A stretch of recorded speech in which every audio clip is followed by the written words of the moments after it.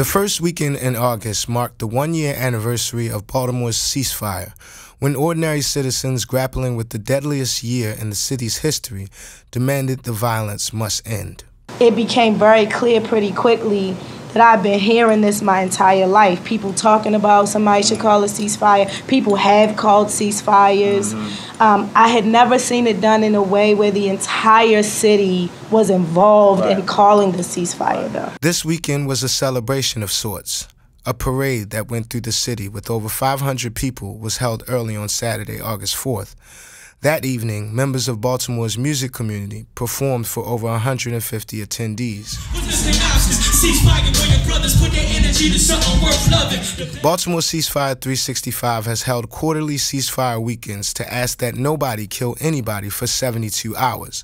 Their fifth was held the first weekend of August, but by Sunday, August 5th, 5 people were shot, and one of those shootings was fatal. According to the Baltimore Sun, this was the first fatal shooting during a ceasefire weekend this year.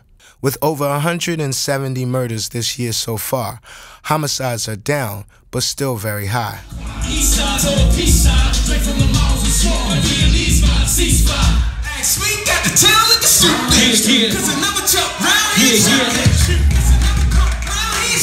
During ceasefire weekends, communities throughout the city hold events from block parties and prayer circles to pop-up criminal record expungement clinics and job fairs.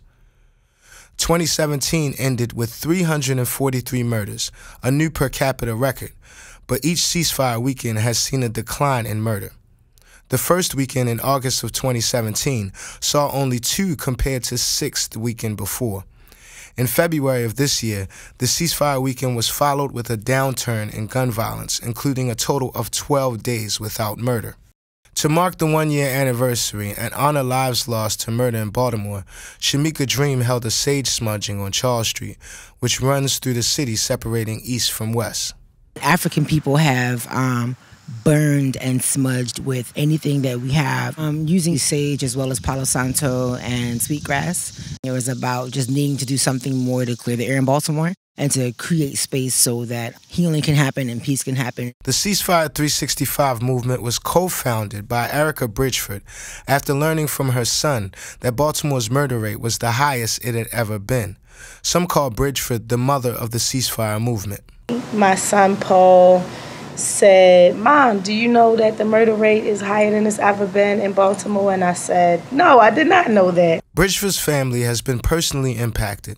We spoke with her mother, Jerry, who lost her son David to gun violence in 2007. Erica was his big sister. I think about how proud he would be of her. Actually, that's the part that I think about. The grief and the missing is endless. That's an endless black hole that just never stops on a daily basis. Ceasefire's inclusive approach has inspired many people to get involved since last year. Finally, I felt affirmed that the respect for black African life here in Baltimore, but period, in this toxic period where you see law enforcement, where you see other black African people murdering and killing one another, that someone else believes that African black life, all life has an intrinsic decency and value, and regardless of your economic status, your racial classification, that your life, if you're poor, a person of color, particularly if you're African black, that your life is worth something. Organizers of Ceasefire aim to encourage empathy and concern for the lives lost to violence in the city, embodied in their slogans, "Don't be numb" and "Vibrate higher." They began a ritual they call Sacred 7, where they show up to the location where a murder occurred to declare it a sacred space. This is going to grow into something amazing and beautiful, and I don't want nobody to sleep on it. But ceasefire organizers believe the violence won't come to an end until its root causes are addressed, providing services and events that aim to change conditions for many of the city's residents. People are violent because they're stressed out. People are violent because they can't pay their rent.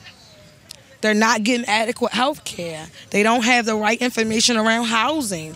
They feel that they can't talk up for themselves as a tenant because they don't have good credit. So the landlord's getting over on them.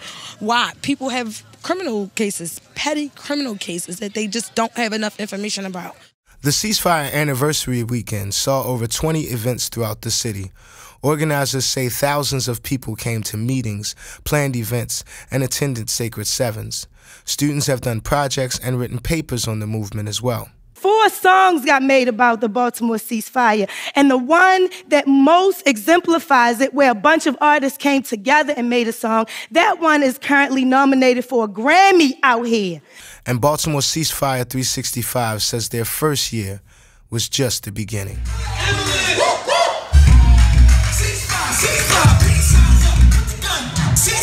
Self-destruction, raise the city murder rate. Hate turned the slaves to a slave murder state. For the Real News Network, I'm Easy Jackson.